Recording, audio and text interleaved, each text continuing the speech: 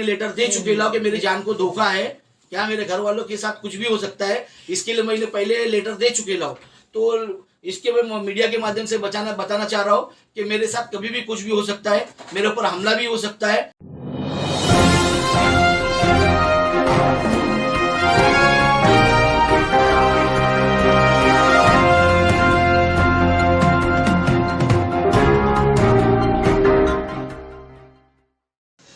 अस्सलाम वालेकुम, मैं Rizwan Shaikh, AEM TV news में आपका स्वागत है।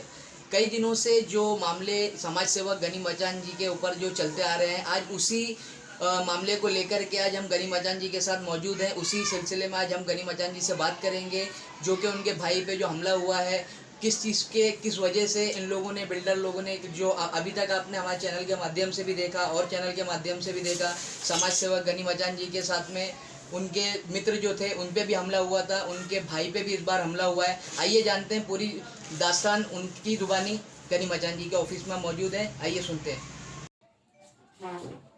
गनी भाई, जो आप पे जो आरोप लग रहा है कि आपने अपने भाई को अपने हाथों से मारकर हॉस्पिटल पहुंचा दिया और बिल्डरों पर फर्जी, मैं यहाँ पर फर्जी यूज़ करना चाहूँगा कि एक फर्जी लफ्ज़ पे लोगों को गलतफहमी भी होती है और लोगों ने बताया है कि आपने फर्जी तरह से उन पे FIR कराई, तो इस पर क्या बोलना चाहेंगे आप? मैं आपके मीडिया के माध्यम से ही बोलना चाह रहा अभी आप लोग आए, आपका बहुत बहुत शुक्रिया। और पहली बात ये बताना चाहता हूँ मैं, वो लोग बोल रहे उनके ऊपर हो गया तो उन लोग बोल रहे फर्जी हो गया, और मेरे ऊपर जो मैंने जो सज़ा भोग के आया, वो इसके जो अब्दुल्ला का इंटरव्यू दे रहा था, मैं उसका इंटरव्यू सुना।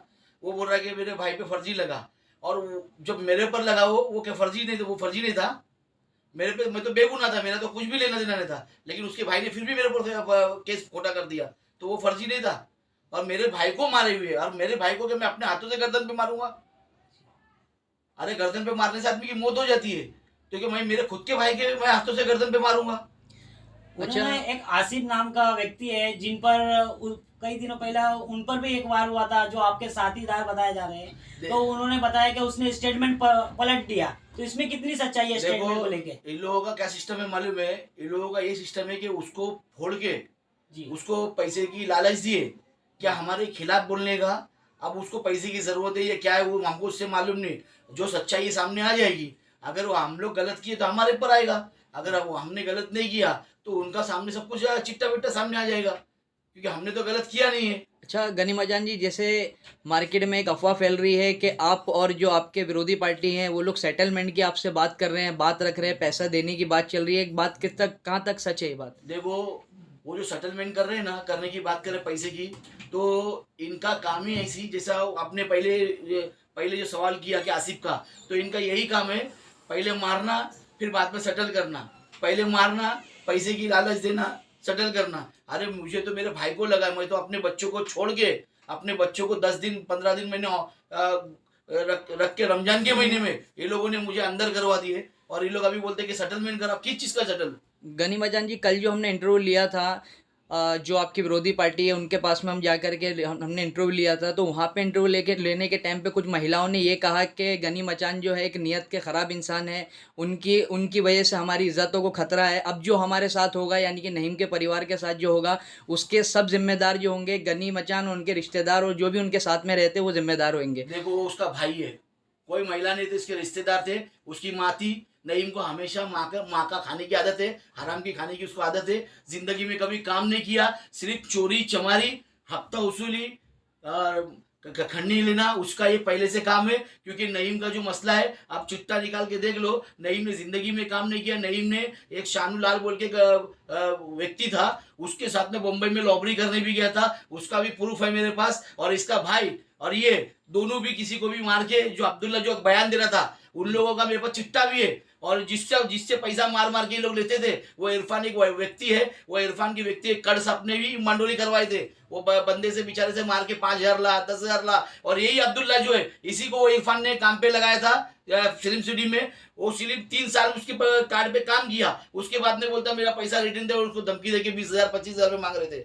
उस टाइम पे भी मैं ही था, उस टाइम पे मैंने कर साहब के पास लिया गया था, कर साहब के पास मसला था। कभी भी वो उसको अब्दुल्ला को बोलो कि सामने आवे हमारे और कर साहब के साथ में चले, कौन सच्चा कौन झूठा मालूम पड़ेगा और कौन चीटर है। और जिसके साथ अभी लोगों ने क्या बोले कि मैं एक खतरनाक व्यक्ति हूँ, क्या खतरनाक व्यक्ति। मैं आपको फोटो देता हूँ, मेरे पास फोटो पड़े ले, मेरे पास फोटो, मेरे मोबाइल में फोटो पड़े ले, वो फोटो आपको दूंगा। नईम फिर मेरे साथ में क्या कर रहा था? अरे इन लोगों को हराम की खाने की आदत पड़ी है, पहले मेरे साथ बैठ के खाए और मेरे साथ में फोटो वोटो सब आपको समझ में आ जाएगा कि मैं एकदम खतरनाक व्यक्ति होता तो फिर मेरे पास वो क्या कर रहा है। अच्छा, आपका कहना है कि आप उन लोगों को पहले से जानते हैं और उन लोगों का जब हम लोगों ने इंटरव्यू कर लिया था और कुछ वीडियो के माध्यम से हमने देखा तो उन लोगों का कहना है कि गनी मचान और उनके मित्र पत्रकार अतिउल्लाह जो थे हमारे पास में हफ्ता वसूली के लिए आते थे, जब से हम उन लोग को जानते हैं। और आप कहते हैं आप हम पहले से उनको जानते हैं, आपके पास उसके सबूत हैं? सबूत है ना मेरे पास, मैं आपको फोटो दूंगा, मेरे पास सबूत है। और पहली बात वो आतिउल्लाह का भी छोटा छोटा बच्चा, आज उसकी माँ बोलती है कि मेरे बच्चे के बच्चे छोटे छोटे। उस टाइम पे इसकी माँ कहाँ चली गई थी? माँ ही बच्चों से काम करवाती है, माँ ही बच्चों से क्राइम करवाती है और माँ ही माल खावे और माँ ही बाद में सीधी बन के पूरी लेडीज लोग के साथ में बताना चाहती है कि भाई मेरा बच्चा सीधा है। तो ऐसा न्यूज में आके बच्चा सीधा है बता के चलने वाला नहीं है। राजू, मैंने कल भी एक स्टेटमेंट में मैंने बोला कि राजू का स्टेटमेंट आप चौकी में निकाल लो कि राजू कितना सीधा है, उसका खानदान कितना सीधा है, सब समझ में आएगा। महमूद पठान का बहू नहीं है। इन लोग का रिकॉर्ड, इन लोग का पूरा चिट्टा पिट्टा जितना है ना चौकी से आपको सब मालूम पड़ जाएगा। उसका जो महमूद पठान का भाई इमरान जो उसका साला है क्या, वो भी बेचिंग का काम करता है, कोको बेचता है क्या, बटने बेचता है, कुछ नशे की चीजें बेचता है। तो इनके खानदानों में सब आड़े तेड़े ही काम है। अगर इनका एक भी काम सीधा निकाल ले। और मुमरा में मैं बोलता हूँ, अगर इन लोगों ने मेरे पास जो इल्जाम लगाए, मुमरा में अगर एक भी बंदा, चौकी की भी बात कर रहा हूँ, चौकी से लेके मुमरा तक के पूरे मुमरा में अगर किसी ने बोल देगा कि गनी भाई ने कोई गरीब का 1 रुपया खाया है या कोई गरीब से 1 रुपया लिया है क्या। अभी रहा 7/12 का, बबलू 7/12 का मैं आपको वीडियो दूंगा कि वो यूसुफ भाई ने जो वीडियो डाले थे, कौन से गरीब का व्यक्ति का जो पैसा खाया बुड्ढी का। से भी कई बार मिली, रिक्वेस्ट करी, उन्होंने इससे कहा भी था बबलू 7/12 से कि बबलू 7/12 इस बुजुर्ग महिला को पैसा दे दे, लेकिन इसने खाली बेवकूफ़ बनाते गया और कई सालों से खाली बेवकूफ़ बनाता है और लोगों को इसीलिए कहता फिरता है कि मैं सबको जेब में रखता हूँ, वो कोई भी हो हर किसी को जेब में रखता हूँ, वही बबलू 7/12 है। तो आप जान गए होंगे इसके बारे में। तो आपने देखा कि ये जो है ये इस तरह से ये अपना दोस्ती के निकट खड़ी गांव की तरह दोस्ती के पीछे है, ये चाली बना रहा है। ये ठाकुर पाड़ा भी बनाया है और बनाया क्या है, बस दूसरे चाली में घुस जाता है, ये बोलता है मेरा है। जब इनकी माँ भी कोई नहीं आई, क्योंकि माल खाने का रहता है इसकी माँ को, माल खाने का रहता है। जब बच्चे नहीं दिखते और उसके बाद में बच्चे दिखते, वो इरफान नाम का एक व्यक्ति है, उसको बेचारे को मार के नईम ने गोली मेडिकल से मंगाया, मेरे सामने की बात है। और वो इरफान को भी खड़ा कर सकते हम, वो इरफान भी आएगा बोलने के लिए। उसके पास से मार के मेडिकल से गोली मंगाए कोई, वो मेडिकल से कोई लेडीज को बोले बच्चा गिर गया बोल के, एक मेडिकल से गोली मंगाए और गोली मंगाने के बाद में बच्चा गिर गया बोल के वो इरफान को मार के जबरदस्ती का 5,000 रुपए लिए डरा धमका के। तो ये इन लोगों का अच्छा काम है। जब उसकी माँ को पैसा बराबर अच्छा लगता है, जब वो दूसरे के बेटे अच्छे नहीं लगते, खुद के बेटे अच्छे लगते। और उसके भाई को जो इतना बोल बचन कर रहा था, मेरे सामने आके तो बोले कर्ड साहब के पास, मैं खुद लेके आ गया था उसके भाई को, जो न्यूज पे बोल बचन कर रहा था ना, उसी का मैटर मैंने कर्ड साहब के पास पटाया लो मैंने। और इन लोग सब मेरे पर टुकड़े तोड़ते थे इन लोग। उन्होंने एक आरोप आप पर और भी लगाया, जिस वक्त आपके भाई पर जानलेवा हमला हुआ उस वक्त वो लोग घर पे थे और पुलिस ने उनके लोकेशन पता करके, ये लोग बता रहे ना, हाँ जी, ये लोग बता रहे, बरोबर है, ये लोग बता रहे, पुलिस देख लेगी ना। तो उसको कैसा मालूम कि सब अपने घर पे थे जी। जब राजू कैसा मालूम अपने घर पे था, इसको कैसा मालूम? इनको सब मालूम रहता है, इसकी माँ को सब मालूम रहता है, टोटल इनके पास डिस्कशन है, इनको हर चीज का मालूम रहता है। इनकी माँ को मालूम रहता है कि मेरा बच्चा कहाँ जा रहा है, इतने सालों से कौन सा बिल्डर का काम कर रहा था, इतने सालों से आज तक के कौन सा बिल्डर का काम कर रहा था, पूछो जरा इसके माँ से। आपने किसके खिलाफ आवाज उठाई? मैंने तो जमीन के इलीगल काम के बारे में आवाज उठाई। इलीगल काम मैंने बंद नहीं करने देने का। अभी जुम्मा की बात बता रहा आपको, ये मैं पेपर दिखा रहा हूँ, इनके ऊपर मैंने कंप्लेंट किया हूँ इलीगल बांधकाम में। जब ये मेरे पास इतनी कंप्लेंट की लिस्ट है क्या। अभी राजू 7/12 के रूम बने, देखो ये 3 है, राजू 7/12 क्या, और उसके बाद में राजू टेम्पो, बबलू 7/12, राजू टेम्पो, पिंटू का। आज तक के म्युनिसिपालिटी कार्रवाई नहीं की। तो मैं कार्रवाई के खिलाफ काम कर रहा हूँ, इलीगल के खिलाफ, कि इलीगल मेरे को बनना नहीं चाहिए। क्योंकि लक्की कंपाउंड का जो हादसा हुआ, ये हादसा यहाँ पे होना नहीं चाहिए। क्यों नहीं होना चाहिए? क्योंकि वो 30 फुट के नीचे खाई है।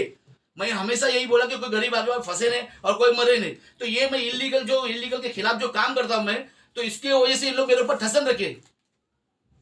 अभी आप क्या करना चाहेंगे इसके बाद? आगे ये विवाद मेरे को नहीं लगता है आप लोगों का आगे ये विवाद खत्म होने वाला है। देखो मैं तो खत्म करना चाहता हूँ, मैं लफड़ेबाज नहीं हूँ, इनका रिकॉर्ड है, ये कुछ भी कर सकते हैं, मैं लफड़ेबाज नहीं हूँ। मेरे को मैंने जितना भी अपना जितना है ना सब सौंपा है पुलिस के हाथ में, क्योंकि मेरे को मालूम है पुलिस और कड़ साहब जो मुमरा सीनियर है वो उनके हाथ में पूरा मैं सौंप दिए लाओ, उनके हाथ में रिक्वेस्ट किया हो कि जो भी करेंगे वो ठीक करेंगे, क्योंकि मेरे को आज तक के इंसाफ मिला है कड़ साहब के इसमें। कड़ साहब भी थे अपना दूसरे अपना यहाँ के जो ऑफिसर आके वड़तकर साहब वो भी आकर गए, वो भी इंसाफ दिया हमको। हमने आज तक के हमारा रिकॉर्ड है मुमरा चौकी में, मेरा आज तक के आप कोई भी देखो कर साहब मेरे जानते मुझे सब कि मैंने 1 रुपया किसी का खाया नहीं। वो तो इल्जाम लगा रहे 4 भाड़े की औरतें लाके खड़े कर दिए, 4 घर की औरतें लाके खड़े कर दिए, तो उससे मैं भी खड़ा कर सकता हूँ। मैं भी भाड़े की 100-200 औरत लाके गर्दी करके बता सकता हूँ अरे गनी भाई तो मेरा अच्छा था गनी भाई, लेकिन मैं वो क्यों करूँ? मेरे पास पैसे हराम के नहीं है, इन लोगों के जैसे मैं हराम के पैसे नहीं कमा रहा हूँ। मैं जो मेहनत के पैसे कमा रहा हूँ मेरे औरत बच्चों को खिलाने के लिए, मैं हराम के पैसे नहीं कमा रहा हूँ। इन लोगों के जैसे कि भाई कुछ भी बोले लेडीज लोग भाड़े के लेके आ जाए, तो वो काम मैं नहीं करता हूँ। मैं हक वाला काम करता हूँ, मैंने पुलिस के हाथ में काम सौंपा हूँ और पुलिस हक वाला काम करेगी, इतना पुलिस पे मेरे को भरोसा है। और मुमरा कट साहब पे भी मेरे को भरोसा है। जितने पुलिस अधिकारी है वड़तकर से लेके सब जितने भी पुलिस अधिकारी मेरे को सब पे भरोसा है और मेरे को यकीन है कि पुलिस मेरा अच्छे से इंसाफ करेंगी। अच्छा, जो आपके जो जिस चीज़ को लेके आपका झगड़ा और मैटर शुरू हुआ था बबलू 712 और राजू टेम्पू को जो आपकी साइट वगैरह है, तो उसको लेकर के आप लोग क्या एक्शन उठाएंगे? वो जो आपने बताया तो इलीगल और अवैध निर्माण है, तो उसको लेके आपने अब तक क्या एक्शन उठाया? ये लोगों ने भी वो खोटे केस में फंसा है, मैं वो भी केस लड़ूंगा और इंशाल्लाह जीतूंगा, क्योंकि मेरा उसमें कोई लेना देना नहीं है। आज तक के बबलू राजू कालिया और नईम से आज तक के मैंने 1 रुपया नहीं लिया। ये लोग धमका जैसे कि एक 17 मई को एक जन आंदोलन होने वाला है अवैध निर्माण को लेकर, उसमें आपका कितना सपोर्ट रहेगा?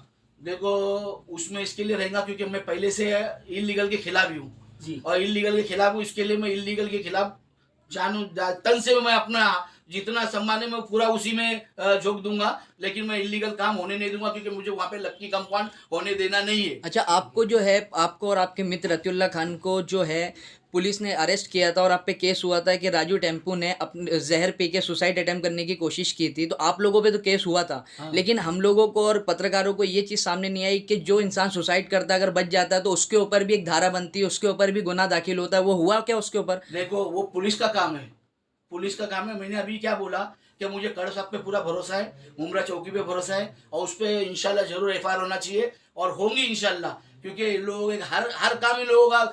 देखो इन लोग ने इलीगल गाय काटे, उसके खिलाफ हम लोग ने चलाए, वो हमारे ऊपर दुश्मनी रखे कि लॉकडाउन के टाइम पे, इससे पहले लॉकडाउन था, महामारी चल रही थी, महामारी के टाइम पे इन लोगों ने क्या कि जो लोग घर से बाहर नहीं निकलते थे उस टाइम पे इन लोग ने गाय लाके काटे।